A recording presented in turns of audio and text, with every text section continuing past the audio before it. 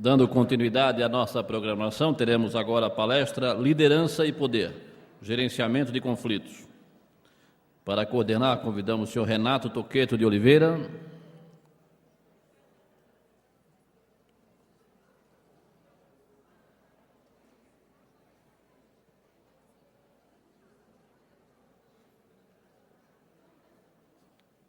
E a nossa palestrante é a professora Liz Andréa Pereira Sobol, doutora da Universidade Federal do Paraná.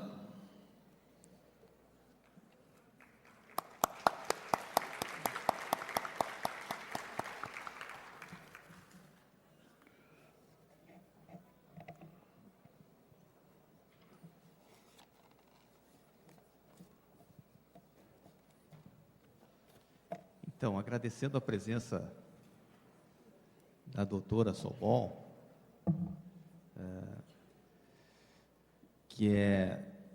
ela é sócio fundadora da Consciência Consultoria, líder do grupo de pesquisa de processo de subjetivação, registrado no CNPq e certificado pela Universidade Federal do Paraná, psicóloga, especialista em psicologia do trabalho, mestre em administração, doutora em medicina preventiva pela USP. Nós teremos, doutora, 1h15 minutos, né? Nós pensamos que a senhora poderia falar 1 hora, e nós abriríamos 15 minutos para as questões. Depois disso, provavelmente nós teremos um debate aqui entre as pessoas, nós vamos deixar que as pessoas conversem a respeito dos seus casos, e a senhora, se quiser ficar, está convidada. Se não quiser, eu acho que a senhora tem problemas com relação aí da Curitiba, né? E eu passo a palavra para a senhora, então. Muito obrigada. Boa tarde a todos. Quero inicialmente agradecer por essa oportunidade, a gentileza e a confiança pelo convite realizado.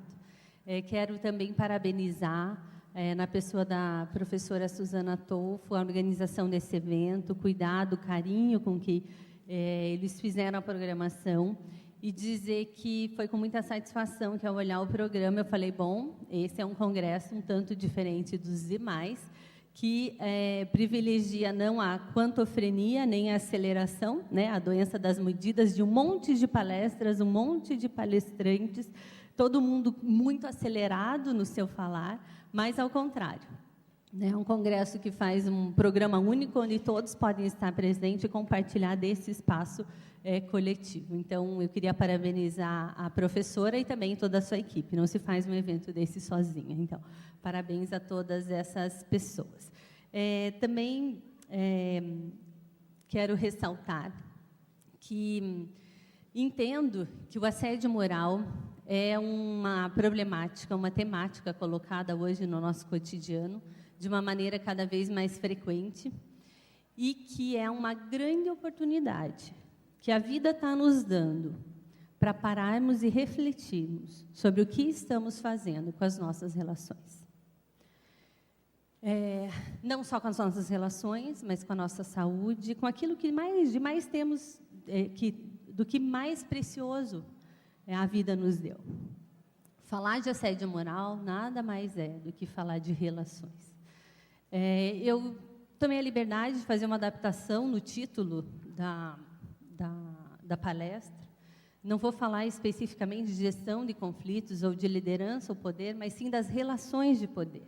Como que essas relações de poder, que transcendem relações de indivíduos, que transcendem relações de grupo, mas que estão localizadas, assim como o professor Eloane já colocou, num sistema produtivo capitalista e deste momento atual. As relações, os adoecimentos, o que quer que a gente analise hoje, precisa passar por esse olhar de que contexto é esse, que momento histórico é esse, como que o assédio moral, na verdade, tem total coerência com esse momento histórico. Como não existir assédio moral? Como que não tem mais casos de assédio moral? Né? Como as pessoas não estão ainda mais agressivas. Porque eu vou discutir aqui o quanto que esse momento histórico, social, dessa sociedade que esse modelo capitalista de produção não é só um modelo, não é só um modelo de produção, mas é um modelo de sociedade que a gente tem hoje, dominando, como é que ele nos empurra a praticar o assédio. E que o assédio moral é muito mais do que uma situação entre uma vítima e um agressor, de um gestor ou de um grupo que assedia, mas um problema que nós estamos muito mais próximos dele do que a gente possa imaginar. Essa epidemia, né? Por que tanta visibilidade dos problemas do assédio? Porque eles, de fato, nos dão oportunidade de olhar coisas que antes a gente não tinha nome, não tinha não tinha espaços para discutir. Então, vejam que aqui, nas falas de hoje, não são só as questões do assédio que aparecem, mas da precarização do trabalho, da precarização das relações, da coisificação do ser humano, da coisificação da saúde, da deteriorização das relações. É isso que está aparecendo. E é disso que eu gostaria de falar com vocês. É um privilégio ter essa visibilidade da problemática do assédio moral na nossa sociedade, na nossa realidade brasileira, porque a partir dela não dá para ficar só discutindo o perfil e tal do assediador, da vítima, de como aparece o assédio, né? Nós já transcendemos esse momento. É hora de discutir, né? O que está acontecendo que essas situações de assédio e essa deteriorização das relações estão predominando na nossa sociedade. Então, nesse sentido, é importante eu deixar claro, em momento algum, eu entendo que mesmo em casos extremos de assédio, de uma perseguição explícita, de uma perseguição declarada, ainda assim, há sempre uma conivência organizacional. Há uma coerência com esse contexto organizacional e social que temos instituído hoje. E aí, quando se fala em liderança, em poder, em relações de poder, essa não é mais a imagem predominante das chefias, das lideranças, né? Que a vigilância anteriormente do trabalho, o controle do trabalho, estava diretamente relacionado à presença física de alguém. Alguém controlando o trabalho, alguém dizendo como deveria ser feito. Embora essas situações ainda possam acontecer em alguns contextos, não é esse a principal forma de controle do trabalho hoje. Falar em relações de poder é, antes de tudo, falar em relações de controle. Como que se dá o controle do trabalho hoje? E o controle do trabalho, ele se dá essencialmente pela internalização do controle. Agora, não é mais o outro que controla, não é o supervisor, não é o olhar do outro, o chefe que controla o trabalho, mas o próprio trabalhador é o seu maior explorador. É ele que internaliza os objetivos organizacionais e os transforma em objetivos pessoais. E por que ele faz isso? Há uma estratégia extremamente avançada de controle da subjetividade, de mobilização da pessoa, para que ela internalize esses valores que são da organização como seus. Então, a gente tem chamado isso nas pesquisas, né? Tem dois professores que se destacam nessa abordagem, que é o professor José Henrique de Faria, com os estudos sobre sequestro da subjetividade, lá na UFPR, professor Giovanni Alves, falando de captura da subjetividade. E na Unesp de Marília, desculpa. E esses dois professores, pesquisadores, eles têm, e entre outros autores, né, também fora do Brasil, eles têm nos ajudado muito a perceber como as estratégias de controle do trabalho, elas estão tão sutis, tão avançadas, que elas têm a capacidade de envolver subjetivamente os trabalhadores, afetivamente, psicologicamente. De maneira que os objetivos da organização passam a ser não vistos como, ele não produz mais porque alguém está solicitando, ele não produz porque o gerente está controlando, porque o gestor, mas porque ele quer fazer esse trabalho. E aí tem um processo que, na tese de doutorado, eu fiz sobre assédio moral. Lá eu identifiquei nos trabalhadores bancários, e a gente tem visto que tem se reproduzido em várias outras categorias. O controle pela disciplina, a disciplina do sucesso eu trabalho porque eu quero sim ter sucesso, eu trabalho porque eu quero reconhecimento e porque esse trabalho me promete que se eu me dedicar totalmente, eu vou ter esse reconhecimento, eu vou subir na carreira, né, que é a dedicação total. A disciplina, se não é por sucesso, então eu trabalho porque eu preciso sobreviver. Nós estamos numa sociedade capitalista, numa sociedade centrada no consumo, e não é só para a alimentação. É a questão da identidade centrada em o que você consome. Qual é o grupo social que você participa? E, muitas vezes, há uma escravidão em relação a isso. Então, eu trabalho.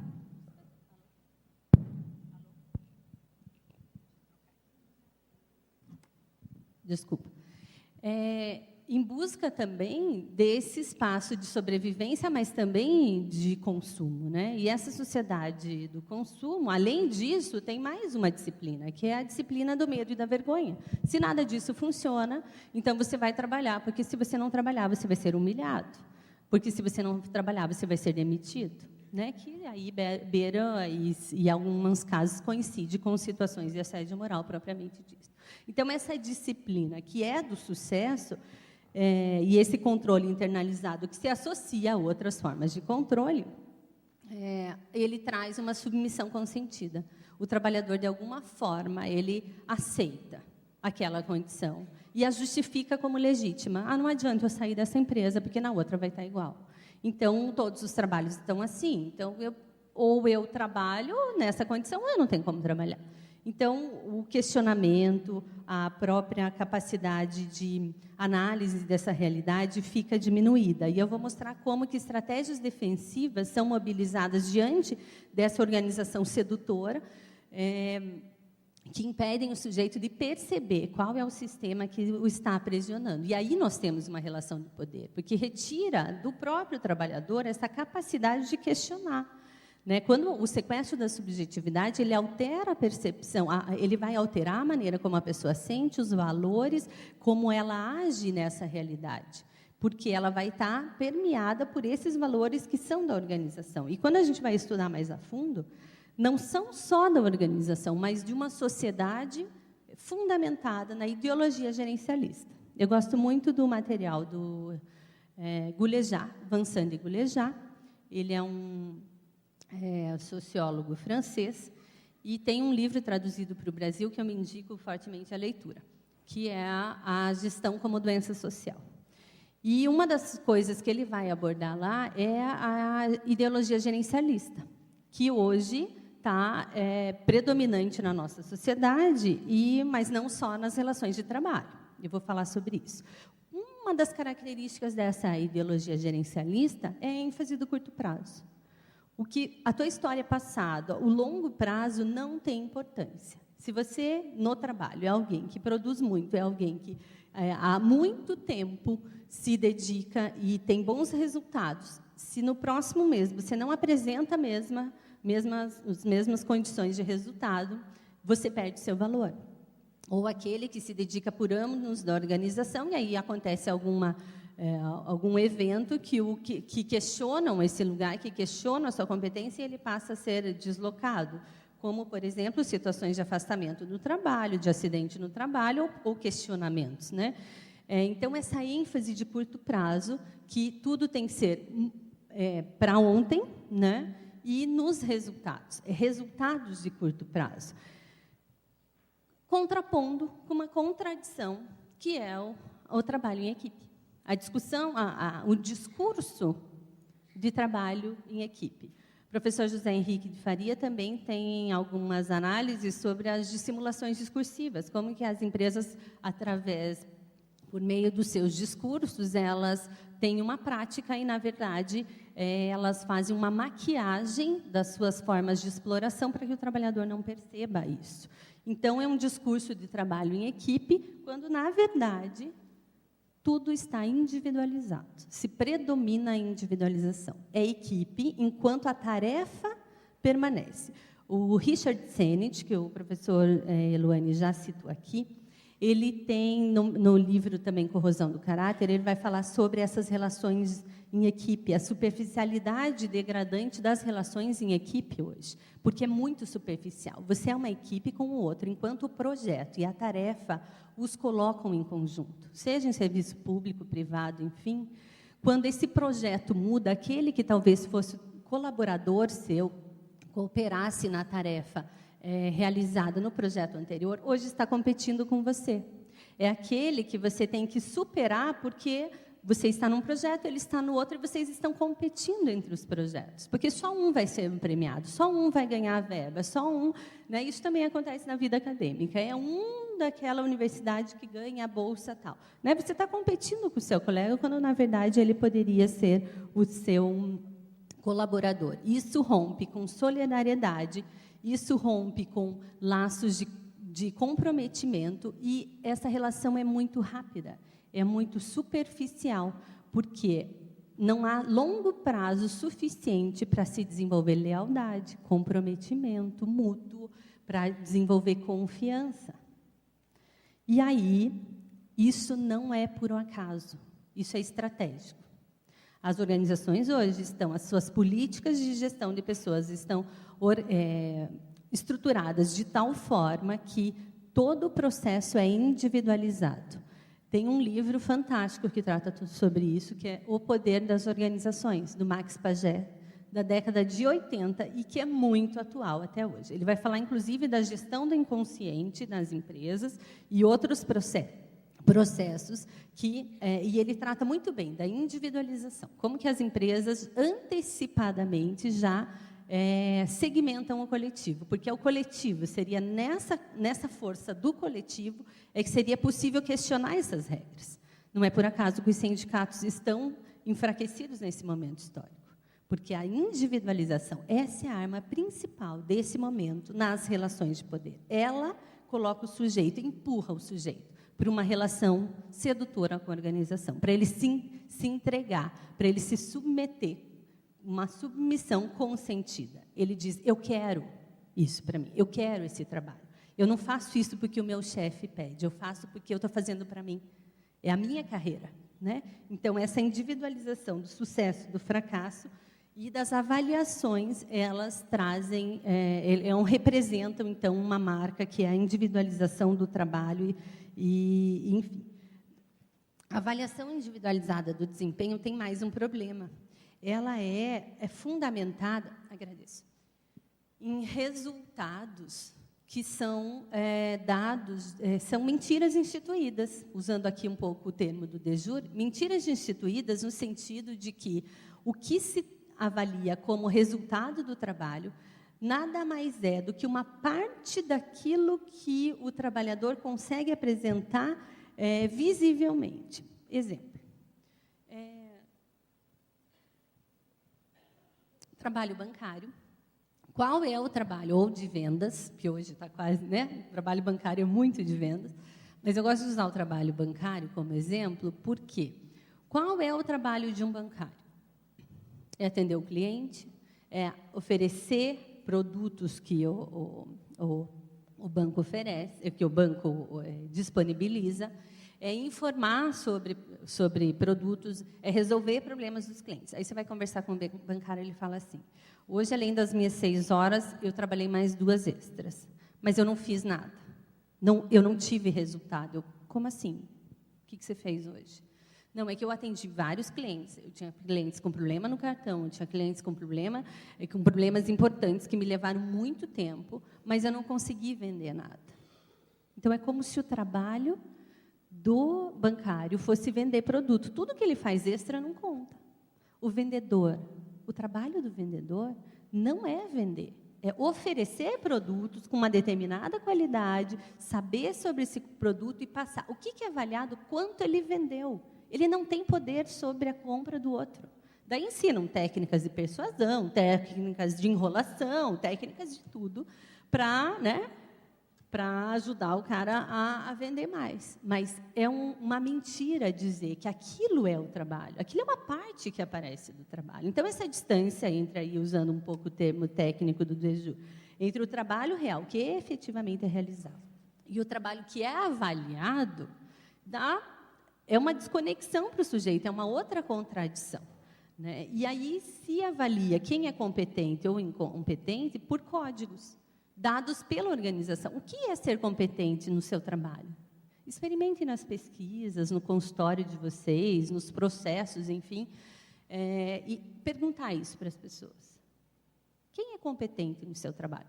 É aquele que dá resultado, né? Vários casos vão aparecer isso. E o que é dar resultado? É vender tantos % naquela semana de seguro, produzir não sei quantos capítulos de livro ou artigos na revista não sei o que, para o professor. O que é ser competente? É um código mentiroso, que reduz o trabalho a uma parcela muito pequena do que efetivamente é. Mas é a partir daí que se define quem vão ser os líderes, quem vai ser promovido, quem é que vai alcançar os lugares privilegiados, prometidos para todos. Basta você se dedicar.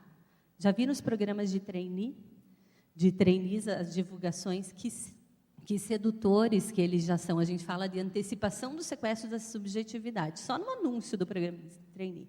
Porque eles já tentam vender. Se você é um vencedor, se você quer desenvolver uma carreira, se você é um empreendedor, se você é líder, se você tem excelência, aqui tem um lugar para você, né?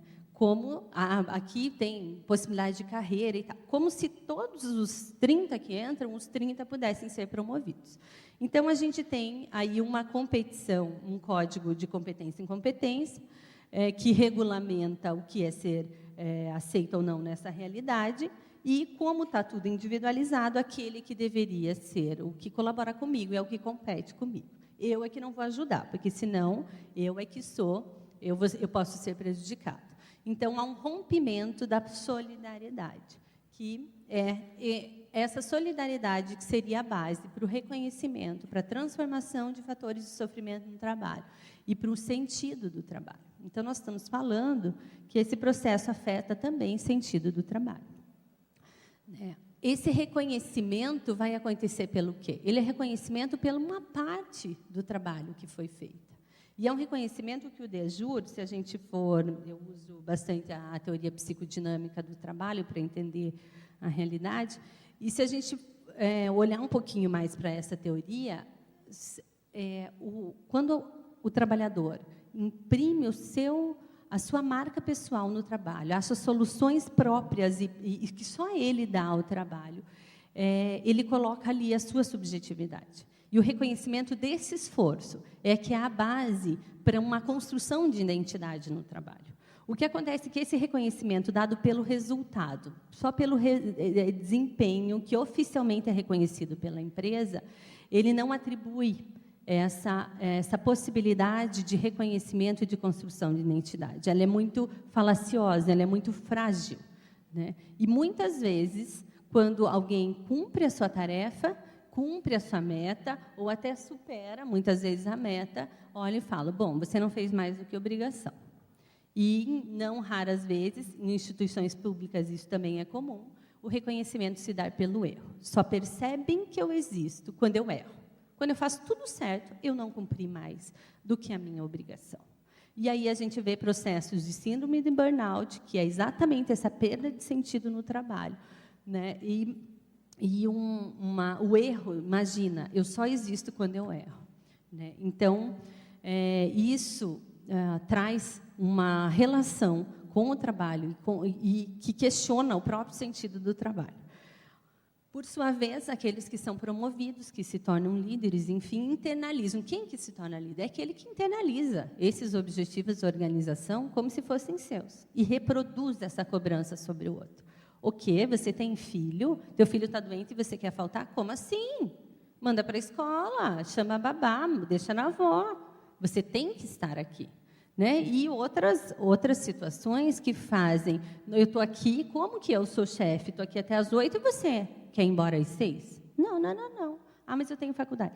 O que é mais importante na sua vida, né? Então, esse tipo de questionamento e de reprodução desses valores que evidenciam as relações de poder que a gente tem hoje. Por sua vez, como é que está o contexto de trabalho? Intensificação da atividade, cada vez mais atividades no menor tempo, num ritmo acelerado, numa polivalência que o trabalhador tem que aprender a fazer várias coisas ao mesmo tempo e coisas diferentes a cada época, porque, afinal, nós estamos na época em que tudo se transforma. Qual é a única estabilidade que a gente tem? É que vai ter alguma mudança, que daqui para frente tem alguma mudança. E aí a gente entra no, metas de resultados, intensificação do trabalho e avaliação individualizada e de parte do trabalho. Claro que nós temos o prolongamento da jornada de trabalho, porque não é possível realizar tudo naquela jornada, tudo que está sendo solicitado. E como o trabalhador acredita que, se solicitaram, se a avaliação é essa, ninguém questiona a avaliação. Então, eu vou e eu tenho que responder, é isso. Se estão pedindo 20% a mais do que o mês passado, é porque acreditam que eu posso dar isso. E aí o Deju vai falar um dos principais fatores de sofrimento no trabalho. Medo da incompetência, de não estar à altura das coisas que lhes são solicitadas. E o trabalhador vai responder isso como? A aceleração. Começa a fazer as coisas mais rápidas. E prolongamento de jornada. E vou me dedicar ainda mais, ainda mais. E aí eu acho interessante uma discussão sobre o direito à desconexão, que o pessoal do direito já estão avançando nisso, que é o trabalhador tem direito a chegar em casa e desligar o seu celular, e a desligar o seu computador, e ele não tem que responder a trabalhos nesses momentos que são fora do ambiente de trabalho. O que acontece é que a fronteira, tempo e espaço do trabalho, e não só do trabalho, a gente vai ver, se dissolveu. A todo tempo é tempo. Em qualquer lugar é lugar. Quantos de vocês já responderam e-mail hoje de trabalho, estando aqui? Já resolveram coisas de trabalho, estando aqui, ou de madrugada? Todo tempo é tempo, todo lugar é lugar. Férias. Você está conectado. E a empresa trabalha com uma angústia, de ser rejeitado, de não pertencer mais a essa instituição, vai que eu me desconecto e eles acham alguém que resolve o que eu tinha que resolver. Quando eu voltar, como é que vai ser? Então, uma era da descartabilidade também nas relações. O que a gente faz com isso? Se eu tenho que trabalhar mais, alguém vai ter que cuidar dos meus afetos, dos meus vínculos. Uma terceirização dos afetos, dos cuidados familiares, dos vínculos, e uma virtualização. Distância, não, vai por internet, faz uma ligação e resolve. É muito diferente o olho no olho do que um olho no olho via Skype. É muito diferente o abraço, o aperto de mão, o olhar, por mais difícil que seja a situação, do que via internet. Então, a gente passa uma terceirização. O outro é que cuida do filho, o outro é que cuida daqueles que, na verdade, nos identificariam de alguma forma. E entramos nas doença das medidas que o Guilherme já fala, que é, a quantofrenia, a doença das medidas. Só tem valor aquilo que é quantificável. E aí, vejam como é que isso acaba aparecendo nas nossas relações mesmo, a própria quantofrenia. Então, quanto de amigos você tem no Facebook? Quanto você ganha? Passa por um negócio que tudo tem que ser medido, e no trabalho também. Quantas pessoas você tem na sua equipe? Quanto você conseguiu, para os professores, pesquisadores? Quantos artigos? Não importa o que você escreveu ali. Como assim? Esse é um trabalho essencialmente que não poderia ter quantificação, e é o quanto, até na nossa área. Para o trabalhador, em geral, muito mais. E isso também está nos ambientes de trabalho. Os juízes entrem na internet e coloquem a produtividade de juiz. Ela é pública.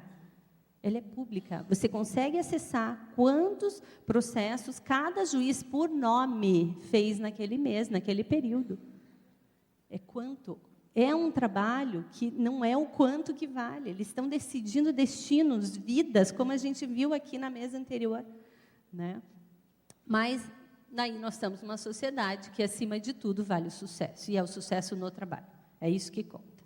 Né? Uma ditadura do sucesso. O fracasso tem que ser negado, quando, na verdade, ele é parte do processo, inclusive, de sucesso. Né? Então, essa individualização, que é uma estratégia de precarização dos laços e de segmentação do coletivo, ela marca a era da solidão, né? A nossa sociedade como uma sociedade de solidão. E apresenta o trabalho como a esfera da instituição total, ou seja, é o trabalho, porque ela nos tira, né? E toda essa sedução organizacional nos tiram de uma outra dimensão, que alguns autores da psicologia chamam da dimensão do amor. Há duas dimensões que constituem o sujeito. Uma é a dimensão do trabalho e outra é a dimensão do amor. E esse trabalho sedutor tem nos retirado da dimensão do amor, que não é só a família representa também isso, mas no próprio cuidado pessoal, na relação com o outro, na relação com a espiritualidade, na relação com seus próprios valores, que seriam tudo isso a gente pode contar como relações da dimensão do amor. E nos localiza numa dimensão de business, de uma dimensão de ideologia gerencialista para a própria vida, num sequestro de subjetividade.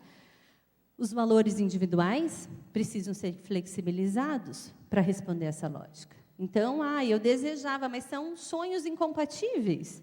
Né? Então, tem alguns... A revista VCSA lançou em maio um ranking das melhores empresas para se começar a carreira. E é assustador como são jovens, né? Daí peguem aqueles índices. As melhores empresas para se começar a carreira. Veja, são as melhores. Nas melhores, eles fizeram um estudo de índices de qualidade de vida. 60% dos jovens se dizem indispostos, após um dia de trabalho, para investir em relações pessoais. Jovens indispostos a investir em relações pessoais. Nós estamos fazendo uma pesquisa no grupo lá da Federal sobre aceleração. E entrevistamos um executivo que teve uma carreira surpreendente num banco, e ele tem 27 anos, e ele fala, bom, eu não tenho tempo para namorar, como o professor Elone falou, mas se eu encontrar alguém, essa pessoa tem que se adaptar aos meus projetos, porque eu já sei que em tanto tempo eu quero estar na diretoria tal do banco, e eu não vou abrir mão dos meus sonhos. Então, ele tem que quase que optar entre uma carreira afetiva e uma carreira, né, se a gente pode dizer assim, profissional. Isso leva ao sofrimento ético. Leva também a um sofrimento ético, porque muitas vezes nós somos pressionados a abrir mão dos próprios valores no trabalho para responder às pressões e às exigências da organização. Né? E é louco quem disser que não vai cumprir. Vocês viram já na mesa anterior o que acontece quando se questiona. Né? Muito bem, como é que fica o outro nisso? Ele é apenas um objeto, ele é apenas uma passarela, ele está coisificado, instrumentalizado. Ele é um instrumento para que eu alcance o meu objetivo. E é aí que aparece o assédio moral. Está tudo preparado para o assédio moral, percebe? Como não ter assédio moral nesse contexto? Se está tudo preparado. Uma das coisas principais é a individualização. Eu rompo o laço com o outro. E aí, para ele ser instrumento, é rapidinho. Além disso, o trabalho se apresenta como organizador da vida. Os grandes marcos da vida estão, muitas vezes, no trabalho, em detrimento da dimensão do amor, de outros. Não é que isso tem problema. O problema é quando é só isso. Quando alguém é questionado no trabalho e só tem o trabalho como sua referência de vida, ele é questionado como seu sentido de vida. Eu não duvido que casos de suicídio relacionado ao trabalho estejam envolvendo pessoas que têm esse sentido muito colocado no trabalho. E isso está dado socialmente, as pessoas são empurradas a isso. Vamos pensar, o Goulejat, ele tem, nesse mesmo texto, ele fala de como as famílias hoje têm um investimento impressionante em tornar os seus filhos empregáveis.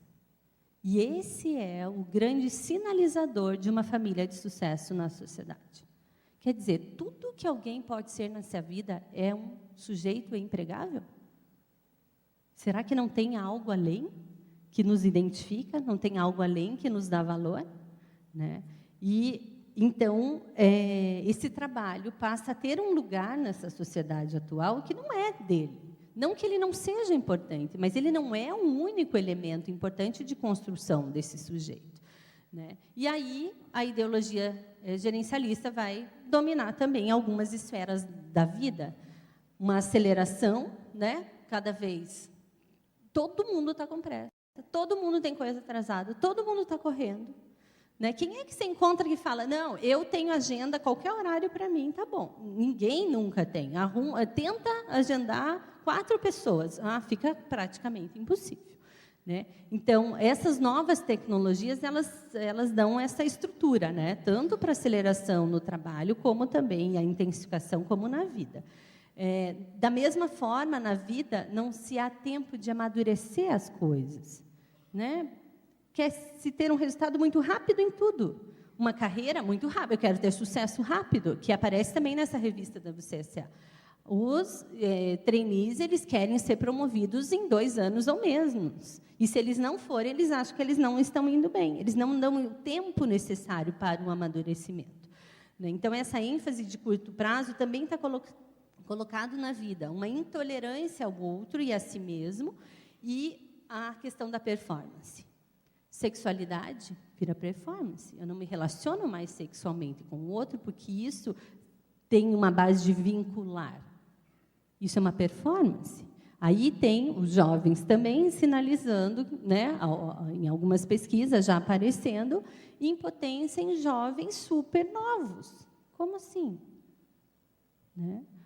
Por essa questão do tempo todo da performance. A performance nas relações, a performance em relação ao cuidado para a saúde. Quantos % dos que frequentam a academia efetivamente são preocupados com saúde? Geralmente é com performance estética. Né? Clínicas de cirurgia plástica bombando por performance.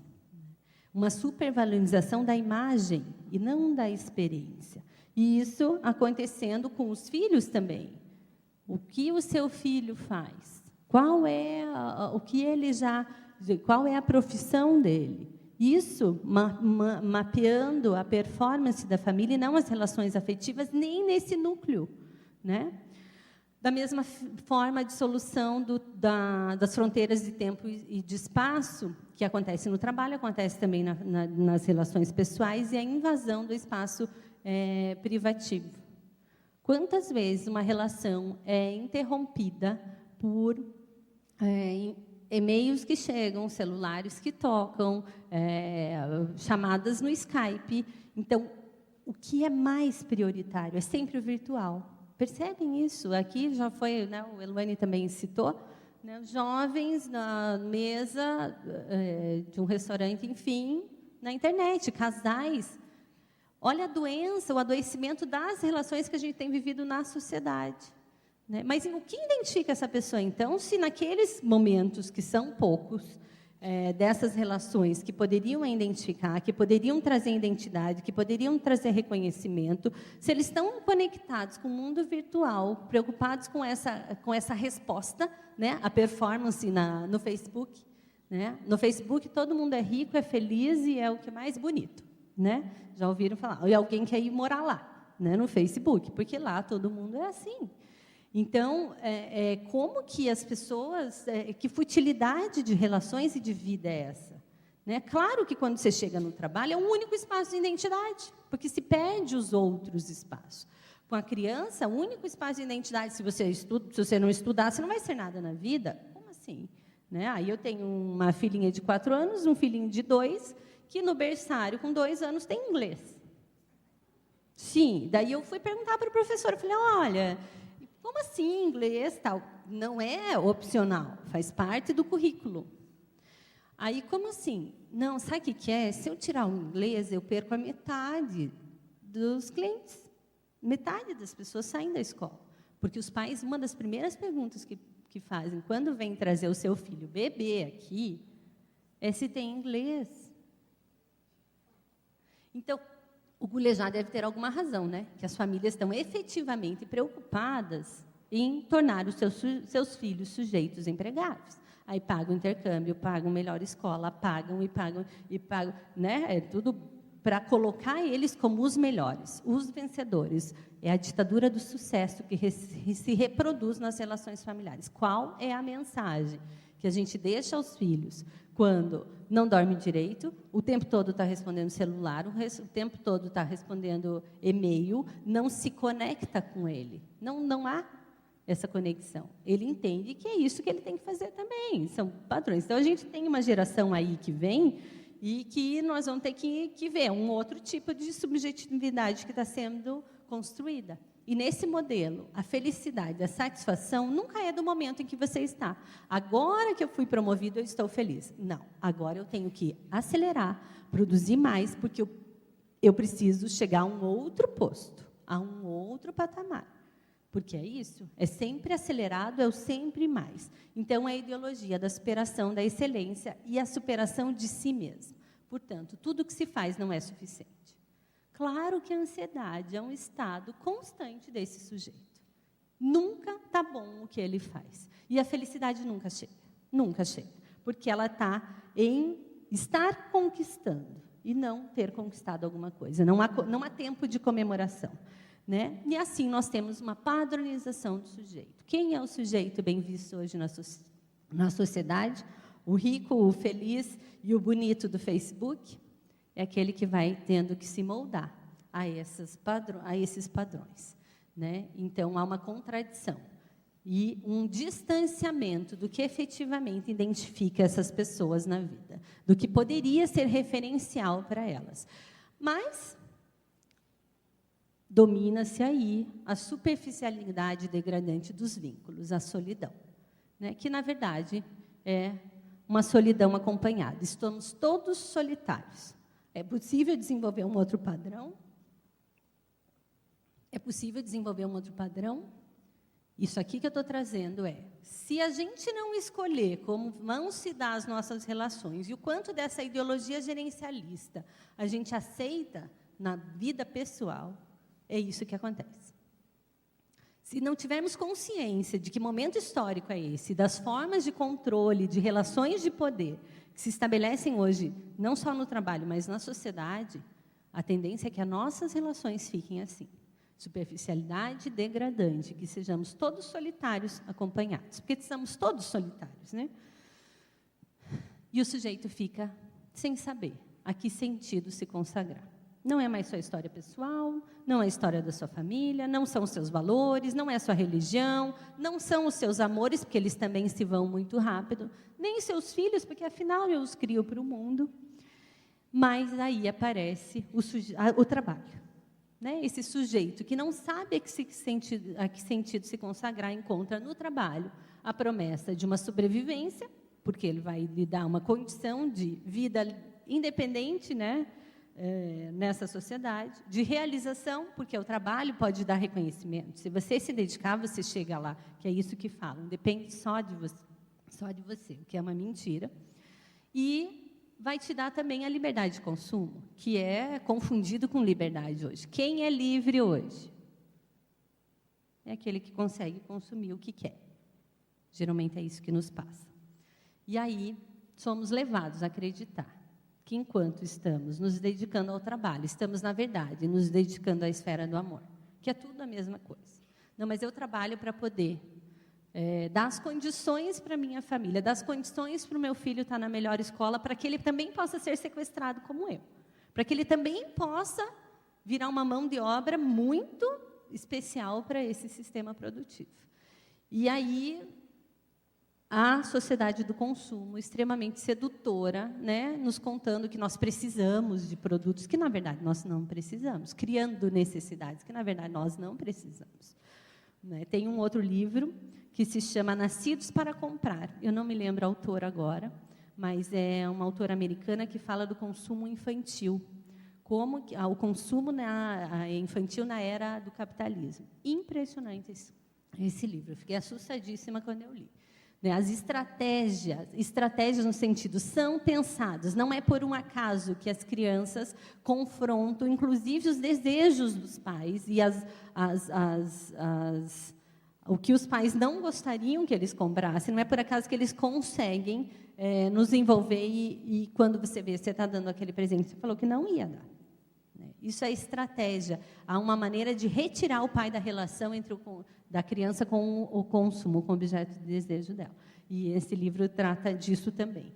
Então, olha que sedutor. Não, mas espera, enquanto você está aqui, no trabalho, na verdade, você está investindo nas suas outras relações. Você está... Porque isso te dá possibilidades para a sua família e para você de acessos que não teriam de outra forma, né?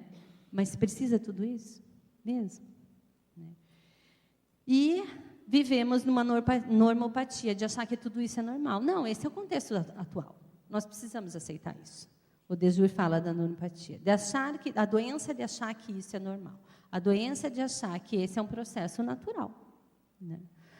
E aí e o individualismo de novo, como o Desjur fala que o individualismo é a defesa da cegueira, da surdez e do silêncio.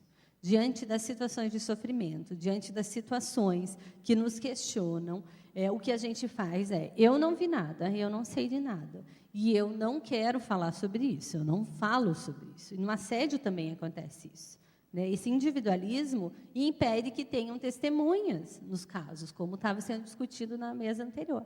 Impede que essas pessoas tenham coragem e ousadia para se manifestar, embora saibam que aquilo efetivamente aconteceu, embora possam sofrer com isso, de achar, eu deveria falar, mas se eu falar, eu também coloco em risco essa minha identidade centrada no trabalho. Por isso as pessoas não questionam, porque muito, muito, muito está centrado no trabalho. O que você é além de trabalho? Vejam os gestores, pessoas extremamente dedicadas, que trabalham muito para as empresas, que conseguem fazer milagre efetivamente para trazer os resultados, né? E muitas vezes abdicam das relações familiares, da própria saúde e morrem por aquela causa, e morrem mesmo, né? Esses gestores, eles fazem isso com o propósito efetivo eles acham que eles estão fazendo certo. E isso é a grande questão da relação de poder aqui, nesse momento. O sequestro da subjetividade faz com que a pessoa acredite que ela está fazendo aquilo para ela mesma, com a maior boa intenção. E aí eu gostaria de entrar numa outra discussão, eu já vou voltar a ela, que o assédio muitas vezes aparece como uma defesa psíquica diante dessas pressões, da necessidade de aceleração, da necessidade de agressão, de aceleração e de se colocar mais agressivo como a empresa solicita. Em nada disso, quero dizer que tem justificativa para isso. Não pode. Assim como não é lícito tortura física para a produtividade, não é lícito tortura psicológica. Nenhum tipo de abuso deve ser tolerado. Nenhum. Não é lícito, né? Só que a gente está numa inversão, né? Nós estamos numa sociedade em que aceita. Por que a parte jurídica, Ministério Público, Justiça do Trabalho, Justiça Federal, né, os colegas da mesa, os autores da mesa anterior até sinalizaram a dificuldade da justiça? O Estado é capitalista. A quem interessa que a justiça permaneça assim? Ou a outra mesa sobre a polícia, a quem interessa que a polícia seja assim? Então, uma conivência maior de um sistema produtivo, né, e de um Estado que é coberta. Tanto é que ele vai, né? Está em crise, diminuir o EPI para aumentar o consumo. Quer dizer, qual é efetivamente a ênfase desse Estado? É um Estado voltado ao sujeito, às pessoas, ou é um Estado voltado à economia, né? O adoecimento das relações que marca esse momento histórico tem algumas patologias principais. Patologia da superação, só aquele que produz cada vez mais tem valor. Das medidas, que eu já falei, que passa a discriminação ser uma constante, né? Só aqueles que estão exatamente no padrãozinho é que são valorizados. E patologias da solidão, entre elas o assédio, a depressão e o suicídio. As novas patologias sociais que o Desjur traz, vejam que tem total coerência com esse momento histórico. Patologias de sobrecarga, intensificação, resultados sempre crescentes, exigências sempre crescentes. Lerdort, que é o esgotamento dos membros superiores. Síndrome do burnout, esgotamento mental, emocional, afetivo. Coisificação da relação com o outro. É totalmente coerente com esse modo produtivo. Como não haver essas doenças? Como não haver descompensações mentais? A individualização rompe a minha relação com o outro é que me permite ter uma certa estabilidade emocional, uma certa identidade, que é a armadura da saúde mental. Essa estabilidade, a identidade como armadura de saúde mental, ela é questionada quando o outro está lá competindo comigo. E eu não tenho o outro também na dimensão afetiva, porque isso está se perdendo. Há um esforço muito grande para ter essa construção de identidade nessa sociedade, numa dimensão que não a do trabalho, né? E as patologias da violência, assédio moral e suicídio. Como é que se tem lidado com essas patologias? Como a gente já ouviu os relatos aqui hoje. Individualização e culpabilização. Não foi nenhum nem dois. Os 2 relatos de pessoas que viveram isso falaram. E falaram que a culpa era minha. E o tempo todo, tudo o que acontecia, remetia que a culpa era minha. Que eu não tinha dado conta, que eu estava me posicionando errado, que eu estava questionando quando deveria me submeter. Então, há uma individualização e uma culpabilização do sujeito. O que, para esse sistema, é fantástico. O gerente está praticando assédio, foi descoberto, demite. Só que a gente esquece que ele, como os outros, também não estou defendendo os gerentes, eu acho que eles têm que responder pelo que eles fazem. Mas ele, como todos os outros, eles estão submetidos a esse sistema que solicita e ainda reforça esse comportamento. Eu vi um caso uma vez, recentemente, de uma gestora 10 anos numa empresa. Estava numa empresa pública. Na área mais difícil da empresa, com o maior número de funcionários,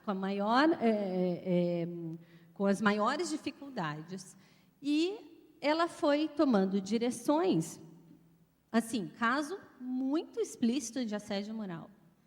Essa pessoa estava há quase 10 anos praticando assédio moral e foi pega por causa que teve denúncia no Ministério Público do Trabalho. Aí apareceu. Mas aí eu fui conversar com os diretores da empresa e sabe o que eles falaram? Ela é uma ótima gestora. Ela é uma das melhores que a gente tem. Ela erra um pouquinho na mão. Que é isso? Como assim erra um pouquinho na mão?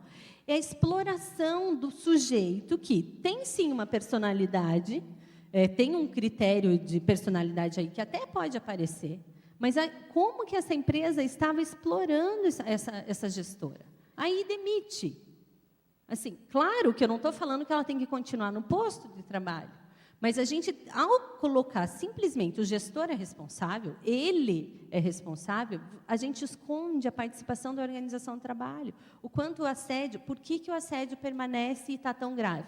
Porque é conivente, porque a empresa gosta disso, porque a empresa se aproveita disso, porque dá lucro. Atenção, assédio moral dá lucro. Então, sabe o que se faz? Treina os gestores para não deixar marcas. É isso.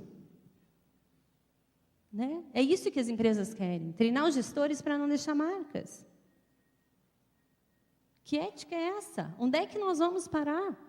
Então, eu fico preocupada, teve uma outra conferência, um outro seminário que eu fui recentemente, e aí tinha um advogado de sindicato dizendo que a empresa deveria entrar com ação regressiva, acho que é isso, desculpa se não for esse o termo, contra o gerente, que ele deveria cobrir a empresa o custo que ela teve com as ações na justiça por conta do assédio.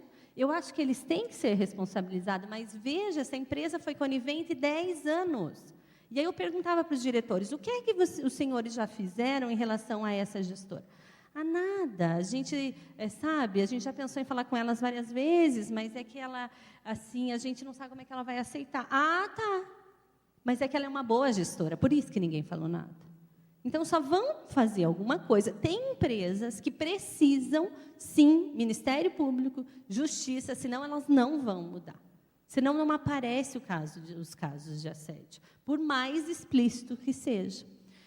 E aí, é muito sério a gente jogar toda a responsabilidade em cima dos gestores. Eles não são responsáveis únicos, eles são, sim, responsáveis. Precisam responder por isso, mas a gente tem que entender, dentro das relações de poder, como é que eles estão com a subjetividade sequestrada, sim, como que eles, muitas vezes, agem com hostilidade, porque eles estão acelerados, tentando buscar resultados e, de fato, explodem. Não necessariamente com intenção de destruir ninguém. Não necessariamente com intenção de prejudicar ninguém. Mas prejudica? E não é assédio porque não tem intenção? É. Na minha opinião, é. Na minha humilde opinião, é assédio. E isso é um problema no judiciário hoje. Porque se não consegue perceber a intenção, então, peraí, talvez não seja assédio. Tá bom, e o que é então? Essa gestora não tinha intenção de humilhar ninguém. Era realmente um ambiente difícil de gerenciar e ela era extremamente rígida e todo mundo respondia. E era o setor de maior produtividade da empresa, mesmo sendo mais difícil.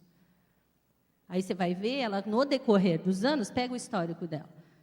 Se separou, não tem mais contato com a família, não teve problema com os filhos, e se dedicou inteiramente à empresa. Aí vai conversar com os gestores, não, mas ela fica, às vezes, até 8 horas da noite. E aí eles entraram num assim, como é que nós vamos tirar ela? Ué, o Ministério Público está falando, vocês têm que fazer intervenção, e agora? Aí retiraram, colocaram num lugar que não tinha gerenciamento de equipe para começar um acompanhamento com ela. Né? Mas olha o aproveitamento, a exploração, quantos anos essa pessoa ficou. Não estou defendendo essa pessoa, eu acho que ela tem que responder, mas ela está num processo de sequestro de subjetividade e está respondendo aquilo com a maior boa intenção. Você vai conversar com ela, ela fala, não, eu não queria machucar ninguém, eu não queria ofender ninguém. Né? Então, esse trabalhador que adoece por conta de assédio e outras coisas, ele passa por um ciclo que é danoso e que acaba prejudicando ainda mais. Ele evita ficar doente, não se afasta de estar doente, vai para a automedicação, e a automedicação é uma outra discussão muito importante hoje, nega os sintomas. O resultado, ansiedade generalizada, aumento de estresse, aumento dos sintomas, se efetiva a licença e todas aquelas ameaças muitas vezes se fazem presentes. Ser substituído, ser demitido, ser destinado a outras atividades no trabalho. Né? Esse processo de individualização faz com que a pessoa negue essa doença mesmo. E aí eu acho importante, para continuar essa discussão, que o assédio não é uma questão individual, mesmo nos casos mais graves, como nesse que eu falei, dessa gestora com 10 anos na gestão praticando assédio, que o assédio moral, ele tem... Eu queria recuperar, né, um pouco esse raciocínio. Quanto tempo?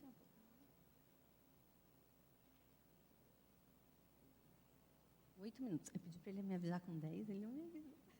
Então, tá bom. Vou tentar passar rapidinho.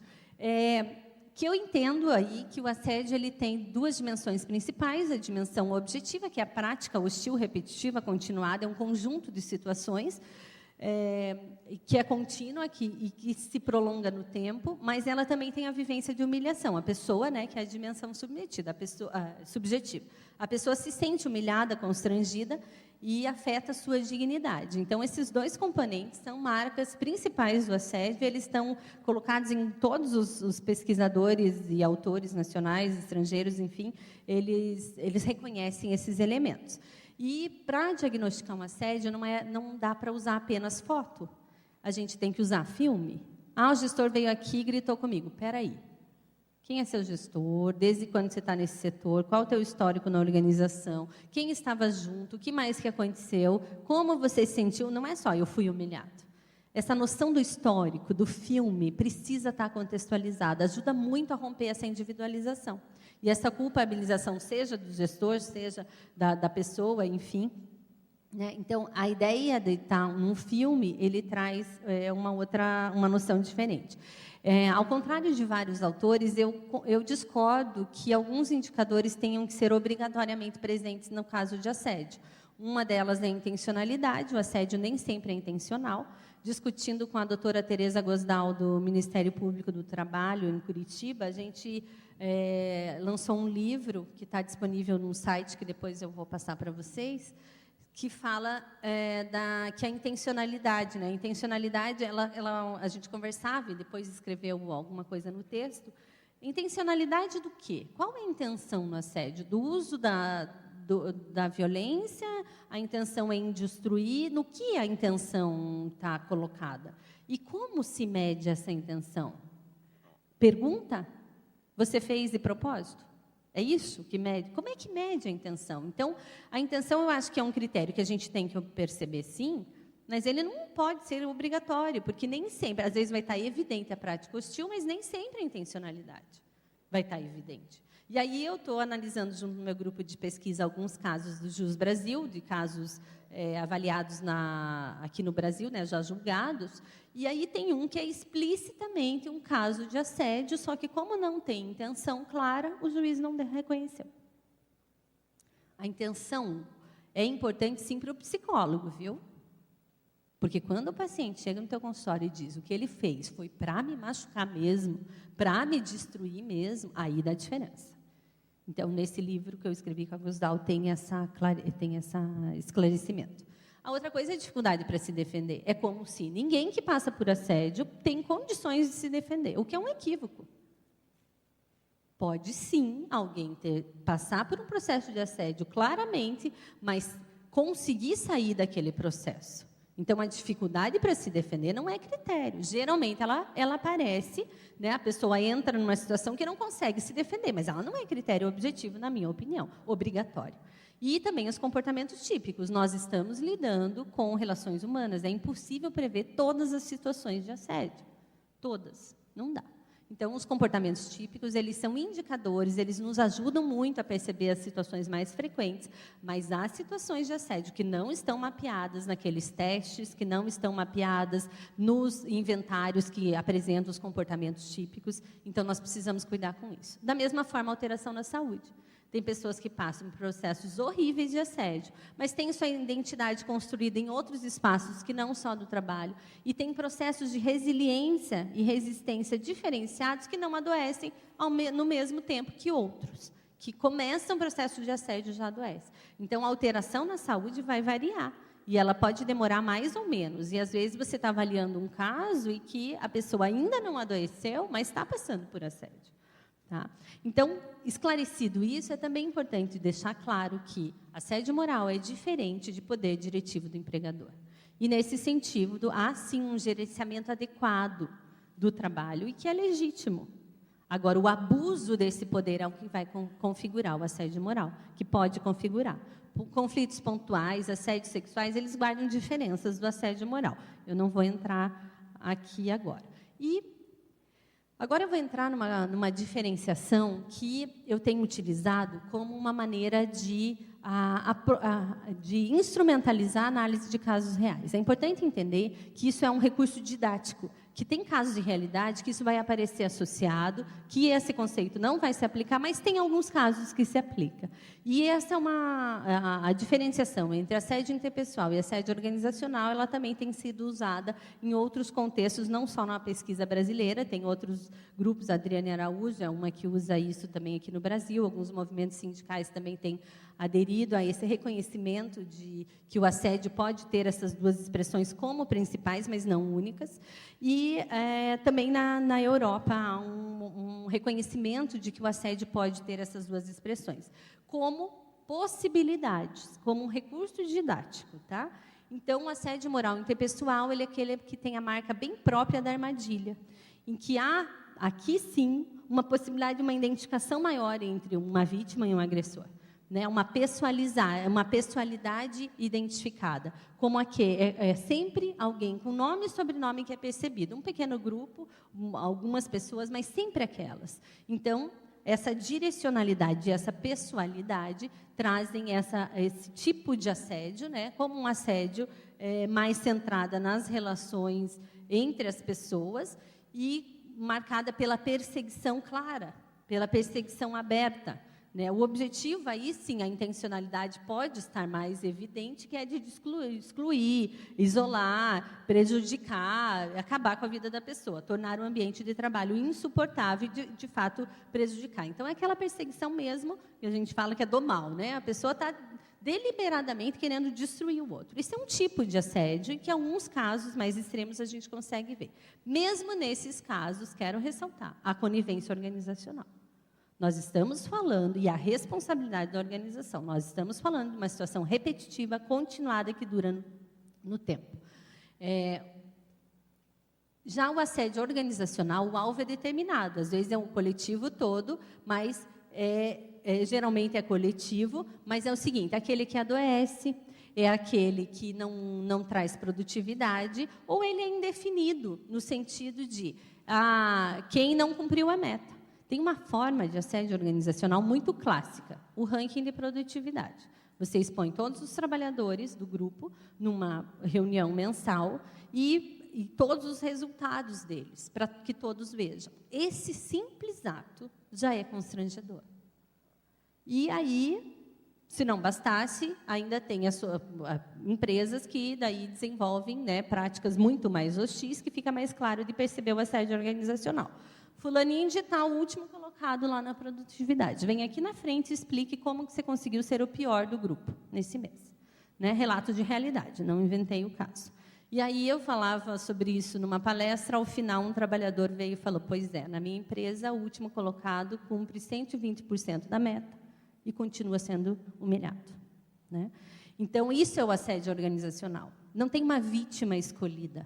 Não tem uma intencionalidade em destruir alguém. Tem intencionalidade em botar o terror no coletivo, para que o coletivo trabalhe. Né? E essa, infelizmente, é um tipo de assédio que está se tornando cada vez mais frequente e, muitas vezes, justificado. Muitas vezes, buscando uma legitimidade. Não, mas se não for assim, as pessoas não trabalham. Né? Como era o caso daquela gestora que eu falei. Foco na produtividade. Total coerência com o momento produtivo. E aí não é feio ser assediador. O feio é deixar ser descoberto. Entendem a lógica? Porque essa pessoa que pratica assédio organizacional, aquele que reproduz, né, não só organizacional, os dois, ele traz benefício para o objetivo final da empresa. Né? Que ética é essa? O panorama atual é de pegar o assédio moral, individualizar, generalizar, banalizar, porque isso desqualifica. Se tudo é assédio, nada mais é. E aí tem empresa falando, pois é, tudo virá assédio, a banalização do assédio faz com que haja banalização do gestor. Ele não sabe mais o que é uma gestão adequada e o que não é. Né? Então, eles brincam com essa questão. Né? Porque banalizar naturaliza. Então, é natural, faz parte desse contexto. Está justificado no contexto do capitalismo flexível. Isso não é aceitável.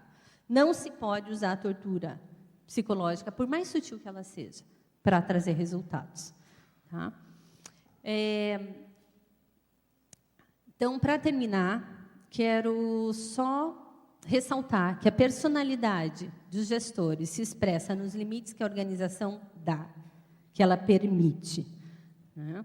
E que, para fazer uma análise adequada, que vá além de vítimas e agressores, a gente precisa fazer uma triangulação de dados, pegar dados de vários lugares, qualquer que seja o seu espaço de intervenção, numa análise coletiva e histórica. E as intervenções, estou fechando, as intervenções, elas precisam partir de um critério, e a prevenção, de um critério de viabilidade. O que é viável?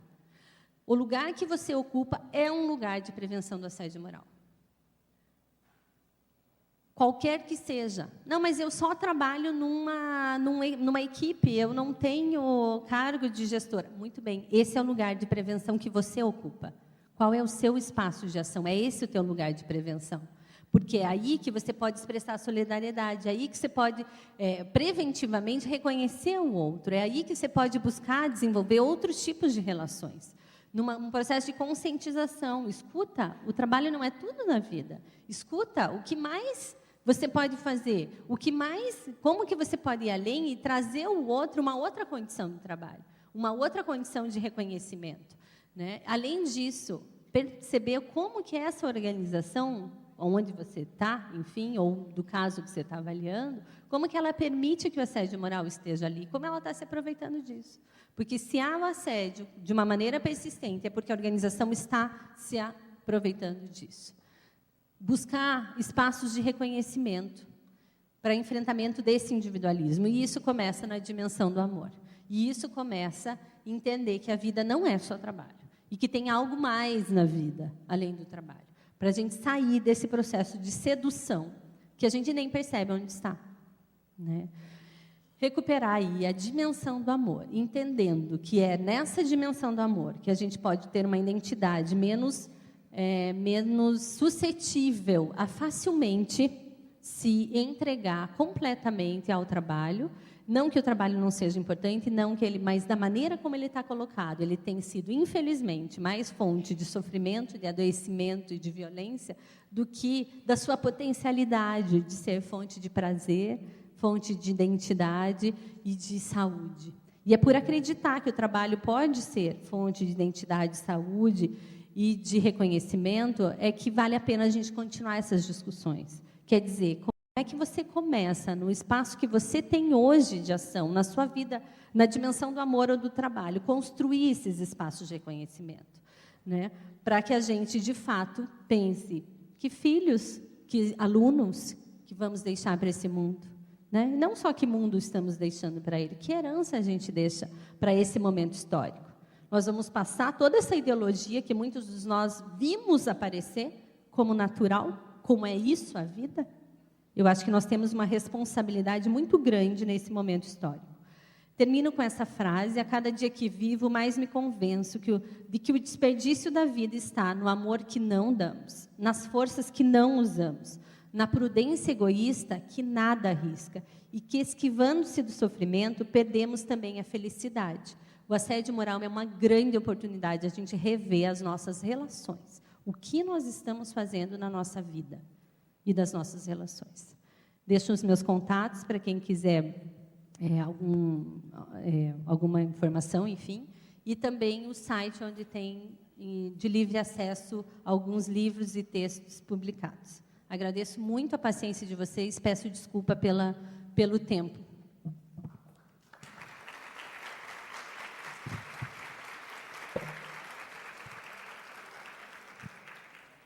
Por favor, por limitação de tempo da própria palestrante, solicitamos que as perguntas sejam por escrito. Então, nós teremos alguns minutinhos de questões por escrito, e assim que fechar aqui, nós teremos, então, um debate em que as pessoas poderão se manifestar.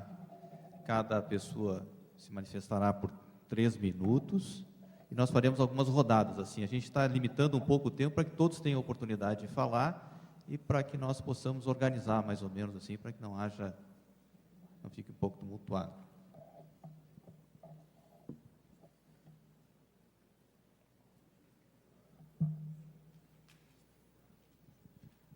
Então, professora, o controle do ponto da equipe, mesmo havendo horário flexível, exigindo que todos cheguem em determinado horário, fazendo o ranking daqueles que mais atrasam, expondo-os em uma tabela passada para todo o grupo, pode ser considerado assédio? Empresta para mim, por favor. Veja, qualquer avaliação, se é ou não assédio, parte de uma necessidade de contextualização, como eu falei, né? Embora isso aqui não tenha só uma questão de foto, né? Ele tem alguns dados a mais, mas é importante porque o assédio ele geralmente não se expressa de uma maneira só. Ele vai tendo outros conjuntos de situações. O que tem efetivamente? É uma situação que a gente chama de violência dentro do trabalho, porque é abusivo, tem um abuso aqui. Ele tem um constrangimento na sua raiz. Então, pode ser que, associado a outras coisas, vá se configurar, sim, um assédio, principalmente esse aqui do tipo organizacional, né, que tem uma figura, não tem um alvo específico, mas ele é generalizado, ele é coletivo e ele traz controle da produtividade, e aqui, no caso, controle da obediência de uma regra, né, a questão do ponto, mas tem um constrangimento associado. Então, facilmente poderia se configurar, assim, como uma questão de assédio. Mas eu sou cautelosa em falar, é importante ter mais elementos para que a gente possa afirmar, é assédio, né? Essa avaliação histórica, né? Geralmente tem histórico no próprio setor, e essa avaliação histórica ela é importante também nos casos, na Justiça, no Ministério Público, porque se avalia caso individual nos sindicatos, gerenciamento de informação, gente. Você tem 5 casos na Justiça da mesma empresa. Por que não se avalia coletivamente? Não, se avalia tudo individual. Ministério Público, às vezes, é a mesma empresa, tem que se avaliar no coletivo. A análise dos casos no coletivo vai evidenciar como que, muitas vezes, o assédio é uma prática de gestão da empresa.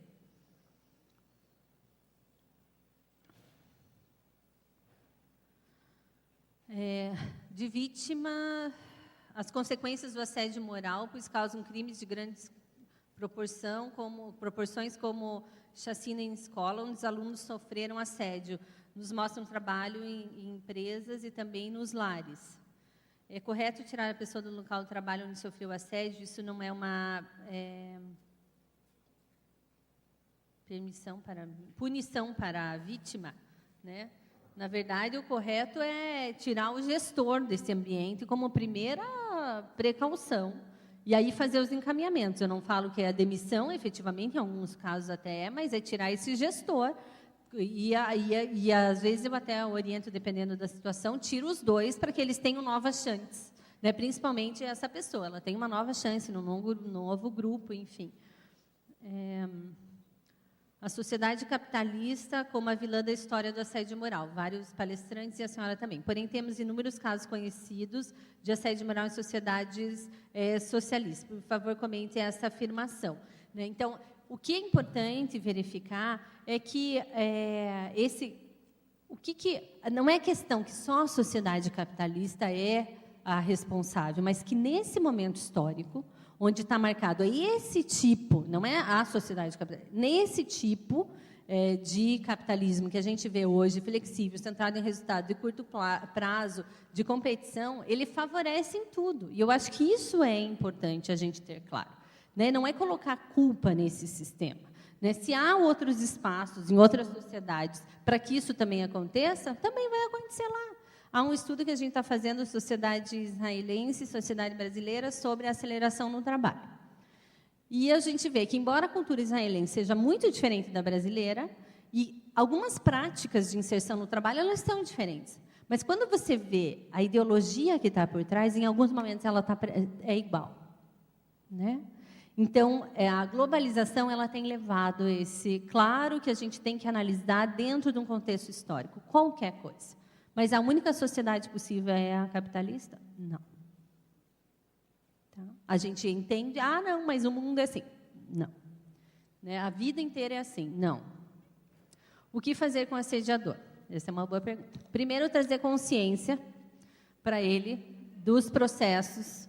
Tem assediadores que não sabem que o que eles fazem é ilícito, porque eles são reconhecidos pela empresa, premiados pela empresa e reforçados pela empresa. E aí eles acham que eles estão cumprindo bem a sua tarefa. Então, eu não sei em que contexto o que fazer com o assediador, né?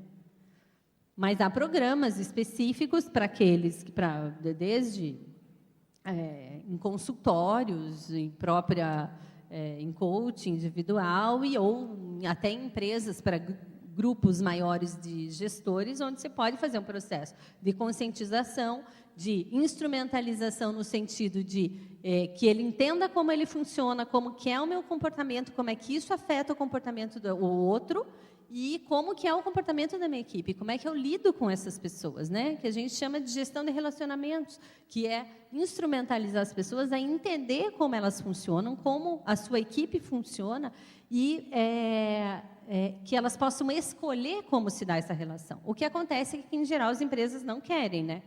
Em geral, elas não querem que o assédio apareça só. O assédio só é assédio moral se for repetitivo? Sim. Se for uma única vez? Violência.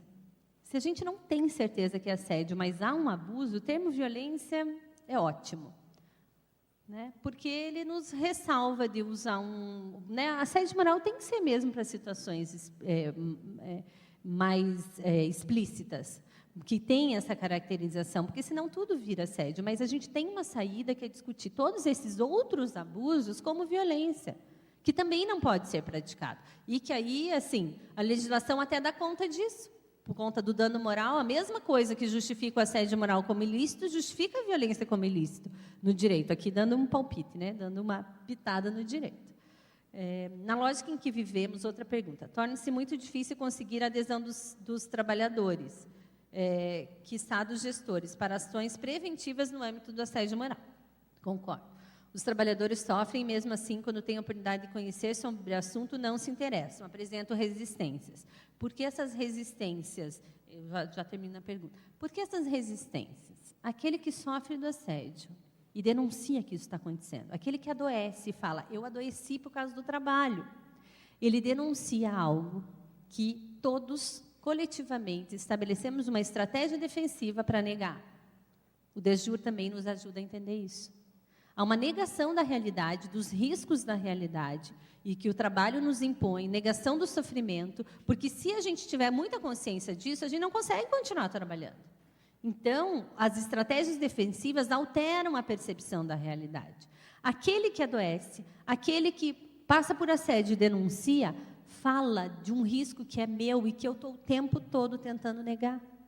Então, inconscientemente até, há uma exclusão dessa pessoa, porque ela evidencia algo que eu não quero ver.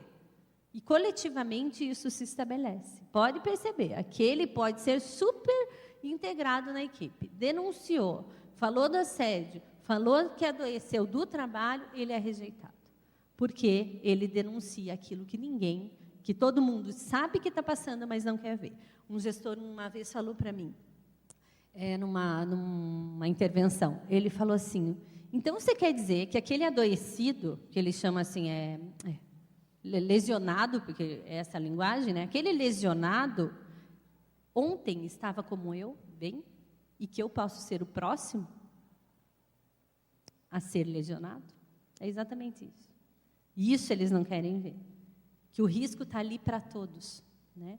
E a prática do assédio está ali para todos. Será que na condição daquele gestor, a gente não praticaria assédio também? Ou nós somos tão puros, tão perfeitos que não, eu jamais praticaria. Né? Então, por que os sindicalistas, que muitas vezes enfrentam essa questão, daí voltam lá para a empresa, começam a trabalhar, são promovidos e estão lá praticando assédio? Como assim? Né? Então, muitas vezes, como a organização está doente, não são só as pessoas. Né?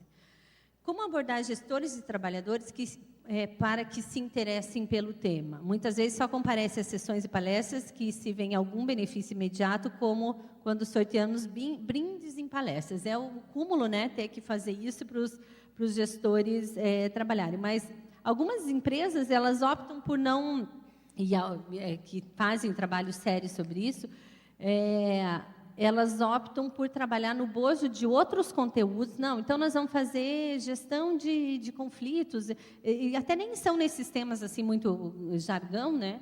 Mas workshops de relações no trabalho, nesse parte de autoconhecimento, conhecimento do outro e tal, e ali se trata isso, né? Nesse bojo. Porque é uma maneira, mas não é única, é uma possibilidade, enfim. Servidores há 15 anos sem reajuste pode ser considerado assédio moral, tendo essa falta de reposição como objetivo a privatização? Gente, pode ser. Aqui eu volto àquilo que eu falei. Eu não usaria isso para o termo de assédio. Vamos chamar de precarização do trabalho, vamos chamar de precarização do salário, de até um abuso, enfim, mas não dá para dizer que isso é assédio. Não dá. Assim, solto, isso é uma foto. Foto não dá condição de a gente dizer que é assédio, por mais elementos que elas tragam. Esse corte, né, transversal não dá, é filme, é sempre longitudinal, é sempre numa avaliação de contexto, de histórico, não só da pessoa, da equipe, do gestor, da empresa. Ah, não, de repente o gestor virou assediador. Você vai ver, teve reestruturação na empresa, como é que é? Fusão na empresa com outra. Espera aí. Né? Então, esse contexto é fundamental. Eu acho que, com isso, eu agradeço as questões, agradeço novamente a oportunidade, deixo aqui a minha singela contribuição de algumas coisas que a gente tem pensado e que tem visto tanto em pesquisas, né, que é originalmente a minha prática. Eu sou, antes de tudo, pesquisadora. É um tema que muito me provoca e tem me levado a pensar não só nas relações de trabalho, mas nas relações humanas, né? Também por esse momento pessoal de eu estar com 2 filhos e de perceber que a vida é muito além do trabalho, que o trabalho é uma pequena parte do que a gente faz e que eu tenho muito prazer nessa pequena parte que eu faço como trabalho. E e que eu desejo a todos vocês ousadia e coragem para a gente olhar essas prisões que nos cercam e que nos fazem acreditar muitas vezes que somos livres, totalmente livres, como nunca fomos, quando na verdade nunca estivemos tão presos, já dizia o Henriquez. Agradeço muito.